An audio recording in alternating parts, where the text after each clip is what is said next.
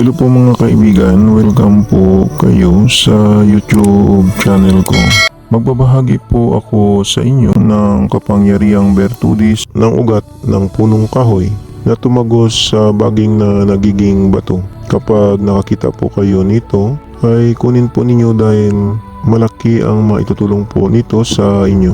Ang ugat na ito na tumagos sa baging ay pampaswerte po sa kahit anong negosyo at pampaswerte din sa pagkuha ng mga board exam. Pampaswerte din ito sa pag-apply ng trabaho. Ang gawin lang po ninyo sa ugat na tumagos sa baging na nagiging bato ay pumuto lang po kayo ng maliit at balutin ng tilang pula at gawing kalmin at dalhin po ninyo kapag nag-apply po kayo ng trabaho o magkukuha po kayo ng board exam. At makakatulong din ang ugat na tumagos sa baging na naging bato kapag ibabad po ito sa langis ng niyog. At ang langis na binabaran po ng ugat na tumagos sa baging na naging bato ay pwede panghaplas sa tiyan ng babaeng manganganak para madali lalabas ang sanggol. At ang birtud naman po ng baging na nagiging bato ay pangkalatang protection po ito laban sa kulam, sa barang, sa paktol, sa palipad hangin, sa kapangyarihan ng mga masamang engkanto, sa kapangyarihan ng mga masamang espiritu, sa kapangyarihan ng mga masamang elemento, sa usog, sa aswang, sa sumpa at sa diskomunyon na hindi po makapasok ang kapangyarihan na ito sa katawan ng tao kapag mayroon na dinadala na baging na nagiging bato. Protection din ito laban sa bala ng baril at may kapangyarihang birtudis na kabal sa patalim. Automatic na po gumagana ang kapangyarihang bertudis ng baging na nagiging bato kapag sa oras po tayo ng panganib. Hindi po tayo pababayaan ng Panginoong Hesus at ng gabay ng ating mga mutya. Basta sa panig po tayo ng kabutihan. Ang mutya na ito ay protection din laban sa masamang tangka ng tao.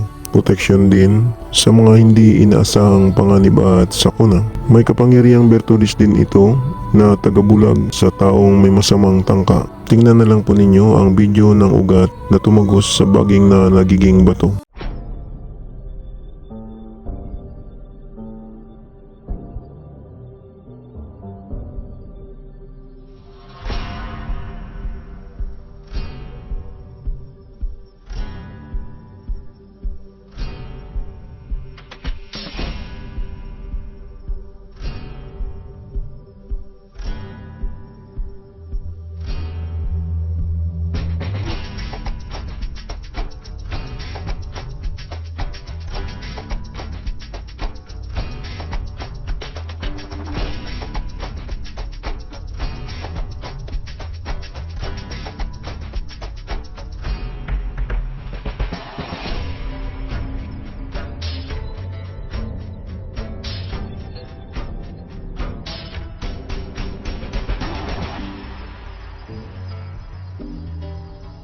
Yan po ang ugat na tumagos sa baging na nagiging bato. Sana makakatulong po sa inyo ang kaunting binahagi ko. Sa mga viewers at subscriber ng Milagro de Santo Cristo, maraming salamat po sa inyong panunood at maraming salamat din po sa pag-follow po ninyo sa aking shop sa Shopee at sa aking Facebook page ng Milagro de Santo Cristo. At mag-subscribe naman po kayo sa YouTube channel ko.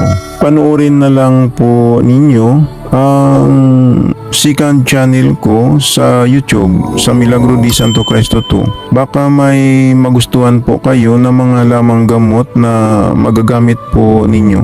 Paalala lang po, ang mga mayuwagang dasal at orasyon na binabahagi ko sa inyo ay gagamitin lang po ninyo sa kabutihan. Gumagana na. Ito hindi na kailangan ng 49 days na dasal. Ang kailangan lang magdasal kayo sa Panginoong Hesus sa gabi bago matulog. At pagkagising ninyo sa umaga magdasal din kayo. Mananalig lang sa Panginoong Hesus para lalong lalakas ang mga pagsambit sa mga mahiwagang orasyon na gagamitin po ninyo. Yan lang po, maraming salamat at God bless sa inyong lahat.